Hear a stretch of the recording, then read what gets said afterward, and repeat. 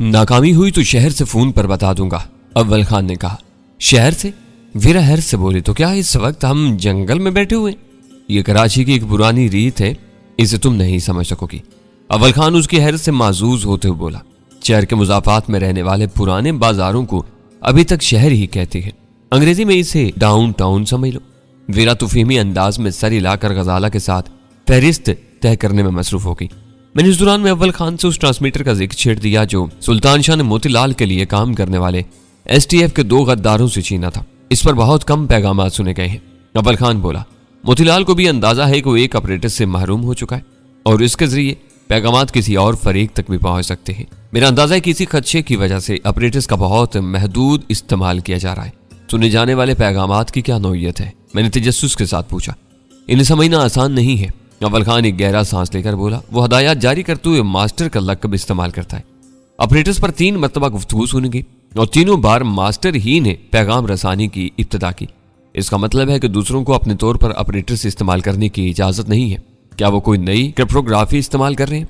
मैंने सवाल किया। वो सिरे से कोई बाकायदा खुफिया जुबान ही नहीं है। पैगाम रसानी के लिए रोजमर्रा बोलचाल के आम लेकिन बेरब्त फिक्रे इस्तेमाल किए जाते हैं और इन्हीं में असल हदायत पोशीदा होती है। एक पैगाम में मास्टर ने पूछा कि अंडों के क्या दाम चल रहे हैं, तो दूसरी तरफ से जवाब आया कि सर्दी की वजह से इस साल औले पड़ने का इम्कान है। अब तुम ही बताओ कि इन मुतजाद फिक्रों से क्या नतीजा अखज़ किया जा सकता है? इन फिक्रों में असल अहमियत अंडों और औलों की मालूम होती है। बज़ाहिर यही मालूम होता है, लेकिन इन अल्फाज का खुफिया मफ़हूम बहरहाल काम जारी है। हो सकता है कि जल्द ही कोई नतीजा सामने आ जाए। नाकामी की सूरत में हम मोतीलाल से छेड़छाड़ शुरू कर देंगे ताकि वो अपने आदमियों से लासिल की गुफ्तगू का जरिया इस्तेमाल न कर सके। 3 मरतबा सुनी जाने वाली गुफ्तगू में मोतीलाल ने 2 मुख्तलिफ आदमियों से बात की थी। किसी तरह उनमें से किसी का सुराग मिल जाए तो काम आगे बढ़ सकता है। इस मरहले पर वीरा ने अपनी मुख्तसर मगर जामे फहरिस्त मुकम्मल करके अव्वल खान के हवाले कर दी। मैं कोशिश करता हूँ। अव्वल खान फहरिस्त पर सरसरी नजर डालता हुआ उठ खड़ा हुआ। ये सब आम इस्तेमाल की कीमती अशिया है, आराइशी सामान की किसी भी बड़ी दुकान पर मिल जाएंगे। गजाला ने उसे उम्मीद दिलाते हुए कहा, इनके आने तक वीरा दूसरे काम मुकम्मल कर लेगी। अव्वल खान तो फेमी अंदाज में सर हिलाता हुआ वहां से रुखसत हो गया। जहांगीर अभी तक सो रहा है। वीरा चुपते हुए लहजे में बोली, उठ चाहे तो उसे बता देना कि नाश्ता तैयार मगर ठंडा है। मैं गजाला के साथ कमरे में जा रही हूँ ताकि हेयर स्टाइल वगैरह तब्दील कर सकूं। जाओ, अल्लाह तुम दोनों की मगफिरत करे। मैं जहांगीर को भुगत लूंगा, मेरा कोई जिक्र ही नहीं है तो मैं घूमने जा रहा हूँ। सुल्तान शाह भी उठ खड़ा हुआ। दोनों औरतें ख्वाबगाह की तरफ जाने लगी तो सुल्तान शाह नकास के रास्ते की तरफ चल पड़ा। मेरे पूछने पर उसने बताया कि वो छत पर मुतय्यन दोनों मुहाफिजों की खबरगिरी के लिए जा रहा था। मैं अपनी जगह बैठा रहा। सिगरेट सुलगाते हुए मेरे जहन में यह ख्याल आया कि जब निचली सतह के सरकारी एहलकार हमारे मामले में STF की गहरी दिलचस्पी से बेखबर थे तो ये इम्कान भी था कि इनमें से कोई हेनरी के कौंसल खाने की फराम की हुई इतलात पर काम करना न शुरू करते। इन लोगों ने बाकायदा तौर पर जहांगीर को मेरा दोस्त नामजद किया था और इस तक रसाई हासिल करके मेरा सुराग लगाने का इंदिया दे चुके थे। यह दीगर बात थी कि विलियम और राजर इस समत में पेश रफ्त करके अपनी जानें गंवा चुके थे, लेकिन उनकी कोशिशों से हर मकामी एहलकार लाइल्म था। इन हालात में कोई पुरजोश मकामी अफसर जहांगीर के घर पहुंचकर इसके तमाम इम्कानी ठिकानों के बारे में तफ्तीश शुरू कर सकता था। मैं देर तक इसी उलझन में मुब्तला रहा, लेकिन फिर मैंने इस अहमकाना वहम को अपने जहन से झटक दिया। अव्वल खान ने हर कलीदी रास्ते को बहुत होशियारी से मसदूद किया हुआ था। जहांगीर का कदीम चौकीदार उसके घर से हटा दिया गया था और वो मकान एक प्राइवेट सिक्योरिटी कंपनी के मुसल्लह मुहाफिजों की निगरानी में था। वो गार्ड्स STF और जहांगीर के बारे में कुछ भी नहीं जानते थे, इसलिए उनसे किसी किस्म का खतरा नहीं था। इस तरह जहांगीर का शरफा आबाद वाला फ्लैट भी वीरान पड़ा हुआ था। हमारे खूंखार दुश्मन बख्तरबंद एम्बुलेंस के साथ वहां धावा बोलकर मुंह की खा सकते थे और इस इमारत के मालिक को जहांगीर के घर के अलावा गारमेंट फैक्ट्री के बारे में भी कुछ मालूम नहीं था। मैं उसी अधेड़ बुन में मुब्तला था कि जहांगीर नहा धोकर अपनी ख्वाबगाह से बरामद हुआ।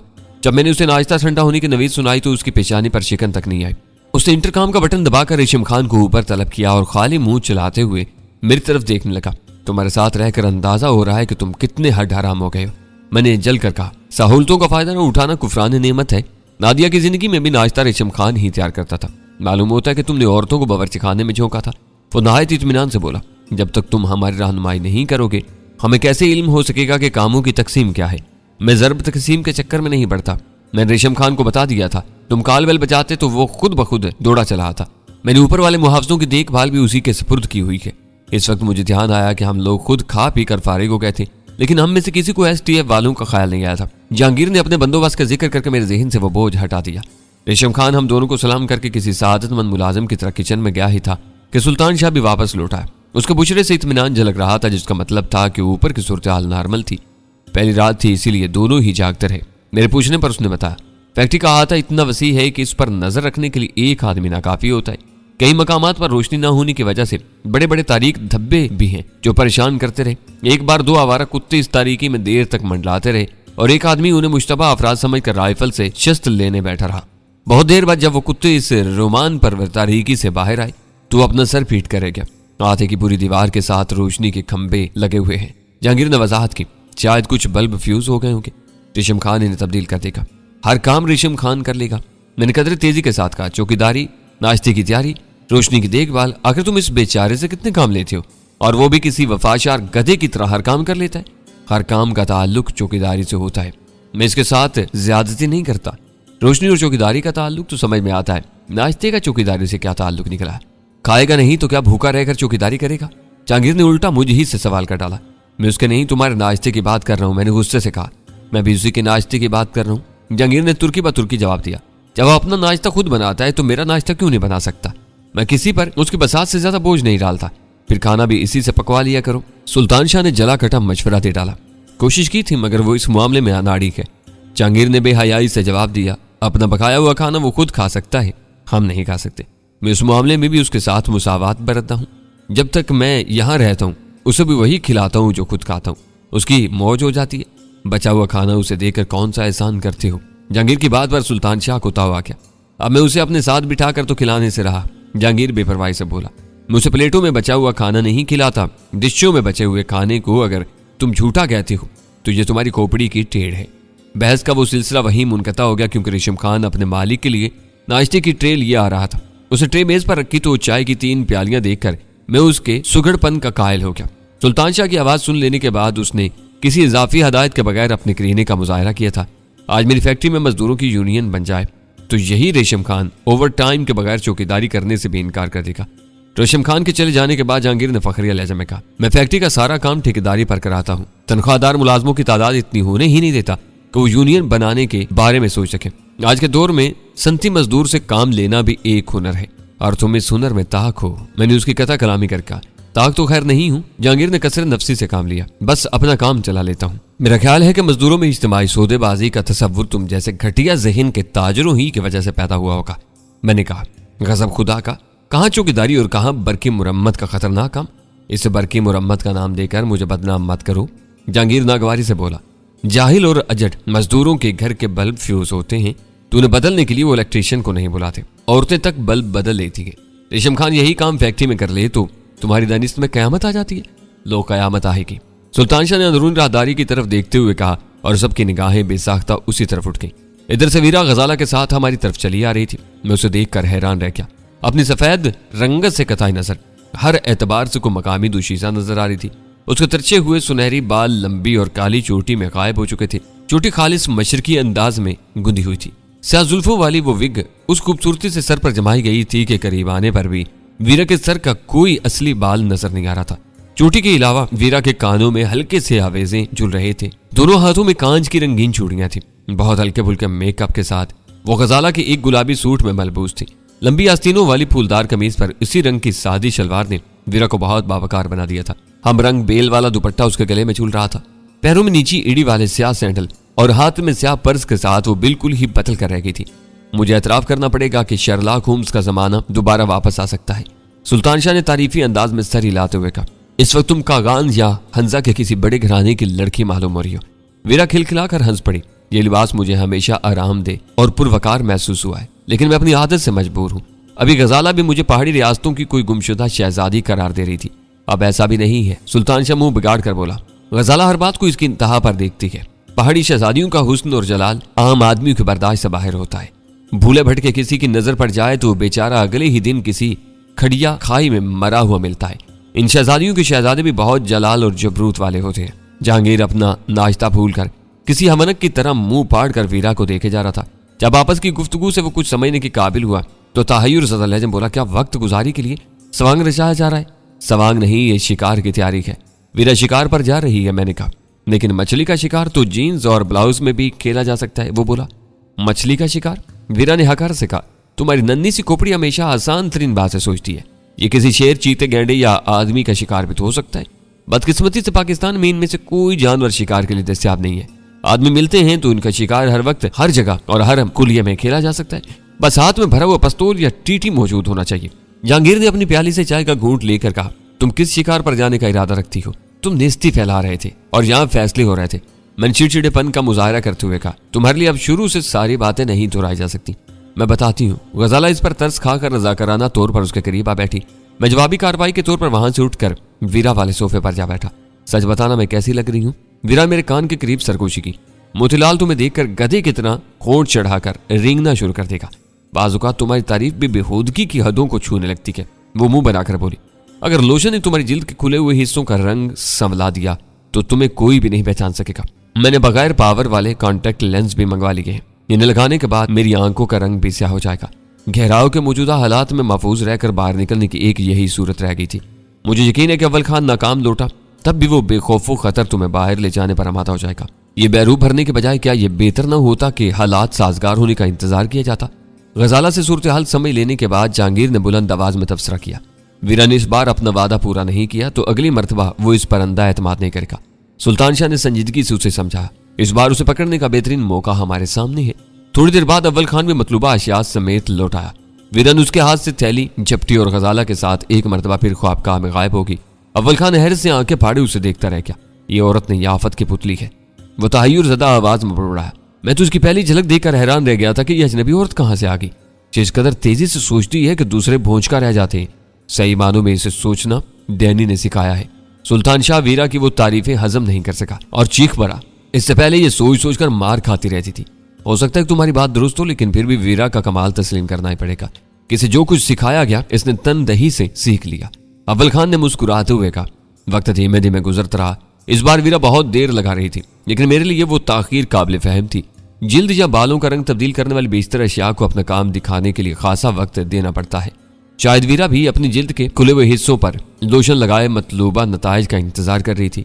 मेरा ख्याल था कि वो मोतीलाल को दिया हुआ वक्त भूल बैठी थी, लेकिन ऐसा नहीं था। ठीक 11:30 बजे हमारे स्पीकर फोन पर किसी दूसरे मुतवाजी इंस्ट्रूमेंट से कोई नंबर मिलाने की आवाज सुनाई देने लगी।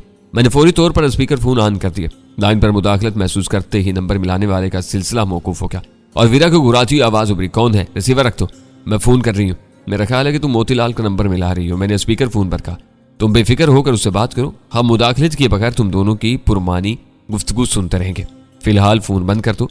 एक गहरे सांस के साथ वीरा की आवाज आई, मैं इस वक्त ऐसी हालत में हूं कि बाहर आकर बात नहीं कर सकती। मुझे सिलसिला मुनक़ता करके दोबारा नंबर मिलाना होगा। उसकी बात काबिल फहम थी। मैंने स्पीकर फोन बंद कर दिया। चंद सानियों बाद दोबारा नंबर डायल करने की आवाज सुनाई दी तो मैंने भी स्पीकर फोन ऑन कर दिया। मेरा अंदाजा था कि वीरा ने मोतीलाल के घर का नंबर मिलाया होगा, लेकिन दूसरी तरफ से किसी लेडी ऑपरेटर की नर्म और नाजुक आवाज सुनकर मैं चौंक पड़ा। वीरा ने मोतीलाल के दफ्तर ही का नंबर मिलाया था। मैं रोजी बोल रही हूँ, जरा मोतीलाल से बात करवाओ। वीरा ने उससे मुतालबा किया, वो मीटिंग में है, आप अपना पैगाम दे दें। शाइस्तगी से कहा, क्या तुम सिर्फ उसे आगाह कर दो कि मेरा फोन आया हुआ है। वो बात करने से माजूरी जाहिर करे तो मैं पैगाम छोड़ दूंगी। वीरा ने इसरार करते हुए कहा, मुझे इससे बहुत अहम बात करनी है, होल्ड करो, मैं उससे राब्ता करने की कोशिश करती हूँ। लेडी ऑपरेटर की आवाज बदस्तूर नर्म और मुअद्दबाना थी। कौंसल खाने के मुलाजमीन की पुरस्रार गैर कानूनी सरगर्मियों की वजह से शायद इस किस्म की गुफ्तगू सुनने की आदत थी, इसलिए उसने वीरा पर कोई जिरा नहीं की थी। स्पीकर फोन पर एक मशहूर भारतीय गाने की मुतरन्नम धुन गूंजती रही। आखिरकार वो तसलसल टूट गया और मोतीलाल की पुरहजान आवाज सुनाई थी, यस रोजी, मैं मोतीलाल बोल रहा हूँ। तुम्हें तो इस वक्त मेरे दफ्तर में होना चाहिए था। क्या बात है, तुम कहाँ से बोल रही हो? मोती डार्लिंग। अपनी हरीफ की आवाज सुनते ही वीरा की आवाज में बोझल पंदर आया। मैं अपनी जिस सहेली के साथ ठहरी हुई हूँ वो सीढ़ियों से फिसल कर जख्मी हो गई है। ओह, वीरा का फिक्रा मुकम्मल होने से पहले ही मोतीलाल की मायूसाना आवाज उभरी, इसे किसी अस्पताल में फेंक कर चली आओ ना। मुझे ये ना बताना कि इस हादसे की वजह से तुम नहीं आ सकोगी। वीरा बजाते खुद उससे मिलने की भरपूर तैयारियों में मसरूफ थी, लेकिन मुलाकात के लिए मोतीलाल के बेताबी महसूस करके इठलाई हुई आवाज में बोली, मैं इस बेचारी के बारे में इतनी बेरहमी से नहीं सोच सकती। अगर आज के लिए मेरी मुआवजत कबूल कर सको तो तुम्हारी मेहरबानी होगी। हरगिज नहीं, आज तुम्हें हर कीमत पर आना होगा, पर ना आइंदा मुझे फोन न करना, मैं तुम्हारे लिए काम का बंदोबस्त नहीं कर सकूंगा। उसका लहजा नरम ही रहा मगर इल्फाज धमके हमेज थे। तुम बिला वजह नाराज हो रहे हो, हादसा किसी भी वक्त और किसी के साथ भी पेश आ सकता है। मैं 12 बजे तक फारिग नहीं हो सकती, इसलिए मैंने इस वक्त तुम्हें फोन किया। मैं इंतजार कर सकता हूँ। मोतीलाल की आवाज से बेताबी मुतरश्शिर होने लगी। तुम किस वक्त तक आ सकती हो? मैं प्रताप अधिकारी से इसी के मुताबिक प्रोग्राम तय कर लूंगा। मैं तुमसे मिलने आ रही हूँ। यह प्रताप अधिकारी कौन है और इसका जिक्र कहां से निकला? उलझने की जरूरत नहीं। मोतीलाल को अपनी गलती का एहसास हो गया। प्रताप से सिर्फ तुम्हारा तारुफ करवाना है, क्योंकि वही तुमको काम बताएगा। मेरी मौजूदगी में मुतारफ होने के बाद तुम आपस में मिलोगे तो अजनबियत का एहसास नहीं सताएगा। वो चंद मिनट की मुलाकात के बाद चला जाएगा। बकिया वक्त हम दोनों इकट्ठे गुजारेंगे। तुमने मुझे उलझन में डाल दिया है। वीरा की आवाज तफक्कुर आमेज होगी। प्रताप अधिकारी से मिलने के लिए हमें कहाँ जाना पड़ेगा? मैं समझ रही थी कि आज तुम मुझसे तफसीली बातचीत करोगे। काम का आगाज बाद में होगा। काम का आगाज 2-4 हफ्तों के बाद भी हो सकता है। प्रताप से मुलाकात को इतनी अहमियत न दो। वो मेरा ही आदमी है। मैं जहां चाहूं उसे बुला सकता हूं, लेकिन बेहतर होगा कि यह मुलाकात मेरे दफ्तर में हो। मैं अपनी सहेली को लेकर अब्बासी शहीद अस्पताल जाऊंगी। वहां 3-4 भी बज सकते हैं। वहां से तुम्हारे दफ्तर तक आने में खासा वक्त लग जाएगा।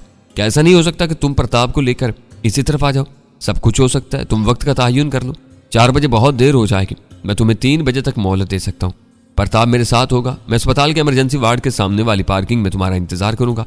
मेरे पास स्याह रंग की करोला होगी। इस पर आम नंबर प्लेट होगी। तुम नंबर देखकर गाड़ी की पिछली सीट पर आ जाना। हम फौरन ही वहां से रवाना हो जाएंगे। गाड़ी का नंबर मुझे नोट करवा दो। वीरन मजीद बहस किए बगैर हथियार डाल दिए। मोतीलाल ने नई सीरीज का एक आसान नंबर बताया जिसमें चारों हिस्से यकसा थे। उसके खामोश होने पर वीरा की आवाज उभरी, मैं तुम्हारे साथ चली गई तो मेरी गाड़ी का क्या बनेगा? मेरा मशवरा है कि अपनी सहेली को टैक्सी से अस्पताल ले जाओ। तुम्हारी गाड़ी की वजह से हमें वापसी पर दोबारा अस्पताल जाना पड़ेगा। ज्यादा देर होगी तो तुम्हारी गाड़ी चोरी भी हो सकती है।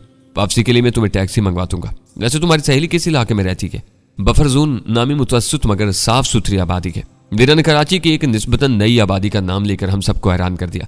वो बज़ाहिर हर चीज से बेनियाज और अपनी धुन में मस्त रहने वाली औरत नजर आती थी, लेकिन काम की हर बात को अच्छी तरह ज़हन नशीन कर लेती थी। वरना बरसों से कराची के आसूदा हाल बस्तियों में रहने वाले बहुत से मकामी लोग बफर जोन वगैरह के नाम और जोग्राफिया तक से नावाकिफ थे। Buffer zone? मोतीलाल का हल्का सा इस्तेज़ाहिया कहकर गूंजा।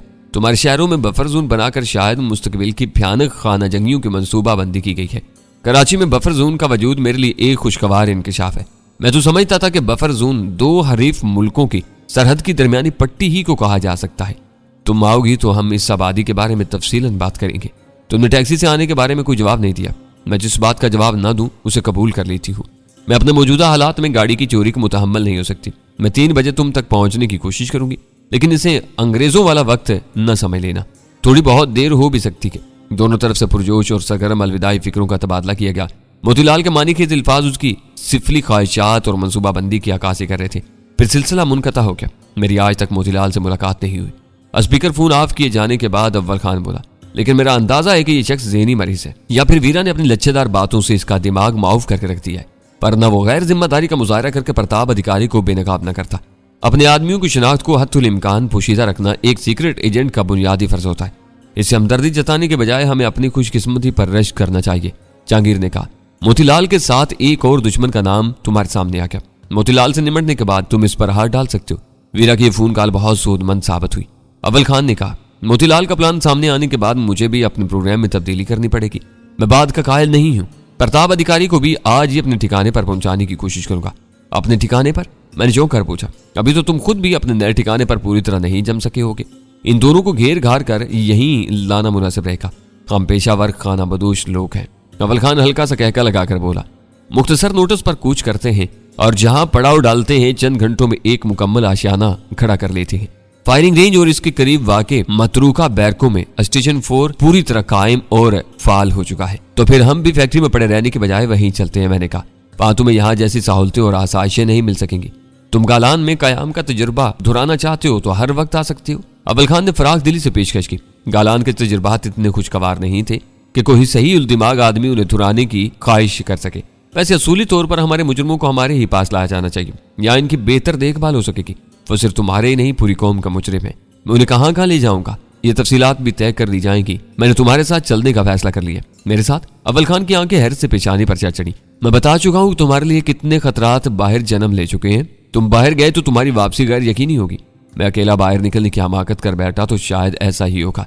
तुम्हारी मौजूदगी में कोई सरकारी एहलकार मुझे छेड़ने की कोशिश नहीं करेगा। मैंने अपने ज़हन में तुम्हारे प्लान का पूरा नक्शा जमा लिया है। मुझे कोई परेशानी होगी न तुम्हारे लिए कोई दुश्वारी पैदा होगी। जरा सी लफ्ज़ से वीरा की सारी रियाजत पर पानी फिर जाएगा। वो पुरतशीश आवाज में बोला, मैं बराह रास्त मोतीलाल के पेट में टक्कर मारने का इरादा नहीं रखता। दूर दूर से उसकी निगरानी करता रहूंगा, मगर ये तो सोचो कि उसने तुम्हारी झलक भी देख ली तो क्या होगा। 3 बजे दिन का उजाला शबाब पर होता है। तारीख ऐनक, मसनूई घनी मूंछों और कानों तक झुक आने वाली सवाती टोपी की मदद से मैं भी अपने हुलिये में इतनी तब्दीली ला सकता हूँ कि दूर से देखने वाला मुझे न पहचान सके। मैं यहाँ रुका रहा तो फिक्र और अंदेशों में पागल हो जाऊंगा। तुम्हें वैसे भी कोई ना कोई आदमी साथ लेना ही पड़ेगा। मेरा ख्याल है कि तुम इस वक्त पागल हो रहे हो। जहांगीर मेरी तरफ देखते हुए तफक्कुर अमेज आवाज में बोला, तुम खुद गर्जी का मुजाहरा कर रहे हो। अव्वल खान को जरूरत होती तो फोर्स के आदमी भी मैदान में आ सकते हैं। तुम चुप रहो। मैंने उसे डांट दिया। शराब पीकर ऊंधे पड़े रहते हो, आंख खुलती है तो अवल फुल बकना शुरू कर देते हो। अपने नादर ख्यालात अपनी बुसीदा खोपड़ी ही में महफूज रखो। तुम्हारी मर्जी, मैं तो तुम्हारी भलाई की बात कर रहा था। वो उदास हो गया। सुल्तान शाह अपनी जगह छोड़कर ड्राइंग रूम में टहल रहा था। गुफ्तगू में वक्फा आते ही उसने बोलना शुरू कर दिया, अगर तुम डैनी को साथ ले जाते हो तो तुम दो अफराद होते हुए भी एक ही काम कर सकोगे। डैनी तुमसे अलग होकर खतरा से दो चार हो सकता है, जबकि मोतीलाल के साथ प्रताप भी होगा। जब वो वीरा या रोजी से तारुफ के बाद रुखसत होगा तो एक आदमी को उसके पीछे जाना पड़ेगा। तुम दोनों में से कोई भी मोतीलाल को छोड़कर उसका पीछा नहीं कर सकेगा। इस काम के लिए मैं तुम्हारे साथ जाना चाहता हूँ। बस। अव्वल खान उसे घूरते हुए रहा, अब आगे ना बोलना। अभी इस मुहिम में गजाल और जहांगीर की अफादियत भी निकल आएगी। यहाँ से पूरा जुलूस रवाना होगा जो हर वर्दी वाले की आंखों में मिर्चें डालता हुआ मोतीलाल के गिरिबान तक पहुंच जाएगा। तुम लोग कुछ काम दूसरों पर भी छोड़ दिया करो। हर जगह अपना सर घुसाना अच्छा नहीं होता। सुल्तान शाह लाजवाब होकर खिसियाए हुए अंदाज में खिड़की की तरफ चला गया। तुम्हारे दिमाग में कोई कीड़ा कुलबुला रहा हो तो तुम भी मुंह मारी शुरू कर दो।